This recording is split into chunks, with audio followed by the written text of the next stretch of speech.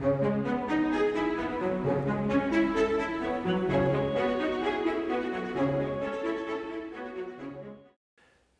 moi drodzy w kolejnym odcinku. W dzisiejszym porozmawiamy sobie o kasie, ale nie tylko, a właściwie o tym, jak ogarniać te tematy w trudnych czasach. Aktualnie, kiedy technologia pędzi jak szalona, wydaje się, że wybór metody płatności to pestka. Telefon, pyk, karta, pyk. Działa, zapłacone, wszyscy szczęśliwi. Ale czy na pewno? Czy jesteśmy przygotowani na każdą sytuację, nawet jakby coś się naprawdę nieźle sypnęło? W tym filmie postaram się Wam odpowiedzieć na te pytania i pokazać Wam różne opcje, które mogą się przydać w różnych właśnie takich trudnych sytuacjach. Więc rozpoczynamy. Pierwsze, gotówka. Czy tylko ona się liczy? No na początek weźmy sobie pod lupę naszą gotówkę. Stary, dobry sposób płacenia, wciąż niezastąpiony w wielu sytuacjach. Gotówka daje nam poczucie kontroli. Jesteśmy anonimowi, akceptowalna jest praktycznie wszędzie. Możemy nią płacić na bazarku, w małym sklepiku, a nawet za jakieś drobne usługi u pana Janka.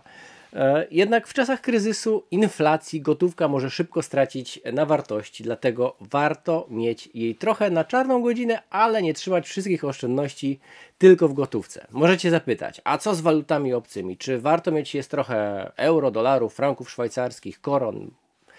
Myśląc zdroworozsądkowo, wydaje się, że urozmaicenie takie walutowe to całkiem dobry pomysł. W trudnych czasach, gdy nasza lokalna waluta na przykład może stracić na wartości, obce waluty w tym czasie mogą stać się naszym zabezpieczeniem. Dlatego przynajmniej osobiście uważam, że warto jest mieć trochę euro, trochę dolarów, trochę franków, trochę koron czeskich i innych okolicznych naszych sąsiadów walut, tak żeby być przygotowanym na różne scenariusze. Na przykład konieczność opuszczenia kraju ze względów bezpieczeństwa. Każdy preppers powinien mieć na czarną godzinę gotówkę, najlepiej w małych nominałach, żeby nie stracić na transakcję. Na przykład chcecie kupić chleb, bo głodujecie i macie same setki. Sprzedający mówi, że nie ma wydać. No co, no płacicie 100 za chleb. No i tym samym przepłacacie naprawdę olbrzymie pieniądze. Kolejny element to złoto i srebro. Złoto i srebro od wieków są uważane za bezpieczną przystań. Ich wartość jest stabilna, a nawet rośnie w czasach, gdy są kryzysy. Dlatego warto jest mieć trochę złota, trochę srebra w swoich zapasach na trudne czasy. Możemy je kupić w formie sztabek, monet, drobnej biżuterii. Złoto i srebro można łatwo przechowywać, sprzedać w razie potrzeby. Jest też to dobra alternatywa dla gotówki, która może stracić na wartości w czasie kryzysu, nawet może stać się bezużyteczna, jak kryzys długo się utrzyma. Warto jest właśnie wtedy pamiętać, że złoto i srebro to taka inwestycja długoterminowa. Nie spodziewajmy się, że nagle wzrośnie z dnia na dzień jej wartość, nie wiadomo jak, ale w długiej perspektywie złoto i srebro mogą być dobrym zabezpieczeniem na trudne czasy. Plus drobna biżuteria lub takie właśnie drobne monety mogą okazać się lepszą formą zapłaty, gdy pieniądz papierowy straci na wartości. Trzeci element, też bardzo istotny, to jedzenie. Nie jest tylko do jedzenia. Musicie to wiedzieć.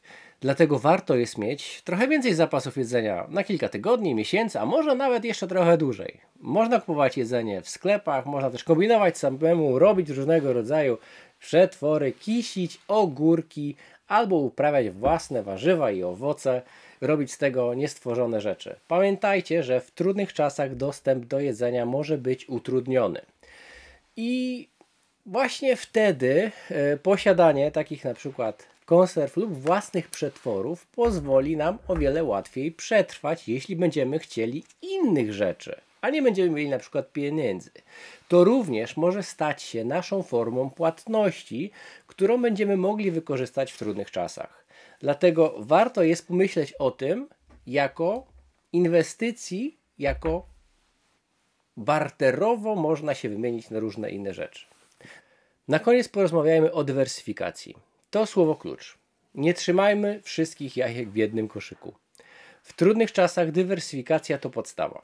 Gotówka, złoto, srebro, jedzenie. Im więcej opcji, tym lepiej. Chodzi o to, żeby być przygotowanym na każdą sytuację i nie chodzi tylko o to, żeby mieć różne rzeczy, ale też, żeby trzymać je w różnych miejscach. Wyobraźcie sobie, że trzymacie całą gotówkę, złoto, srebro, jedzenie w jednym miejscu, na przykład w waszym domu. Coś się stanie, na przykład chata wam się spali, ktoś was okradnie, tracicie wszystko od razu. Dlatego warto rozproszyć swoje zasoby. Gotówkę możecie trzymać w domu, ale w jakichś tam swoich skrytkach, złoto i srebro też pochować tu i ówdzie lub po dobrych przyjaciołach i rodzinie, a jedzenie możecie przechowywać w różnych miejscach takich jak piwnica, garaż lub nawet zakopać gdzieś w ogródku lub nawet u rodziny i przyjaciół, jeśli im ufacie. Pamiętajcie, że wiedza to potęga. Im więcej wiecie o różnych metodach płatności i zasobach gromadzenia majątku, tym lepiej poradzicie sobie w życiu. Dlatego warto edukować się, czytać, być na bieżąco z trendami, z tym, co się dzieje na świecie, a dywersyfikacja to nie tylko kwestia finansów, ale również bezpieczeństwa. Im lepiej jesteście przygotowani na różne sytuacje, tym większe macie szanse na przetrwanie, gdy kryzys rzeczywiście się pojawi. Oby się nie pojawił, ale wiecie, my się przygotujemy na w miarę realne sytuacje. Kryzys może zawsze wystąpić. Moi drodzy, to by było tyle w dzisiejszym odcinku. Mam do was prośbę. Tutaj pokazałem wam przedstawiłem wam trzy pomysły na to, w jaki sposób można płacić. Czy macie jeszcze jakieś pomysły?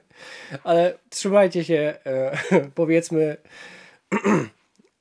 normalnych tematów, w jaki sposób można płacić za to, co chcemy uzyskać, za jakieś towary. Więc proszę umieśćcie to w komentarzach. Z chęcią je poczytam. Też się dokształcę. Może rzeczywiście powinienem jeszcze rozszerzyć swoje możliwości i umiejętności, więc będę za to bardzo wdzięczny. A na dzisiaj to już tyle. Serdecznie was pozdrawiam i do zobaczenia w następnym odcinku.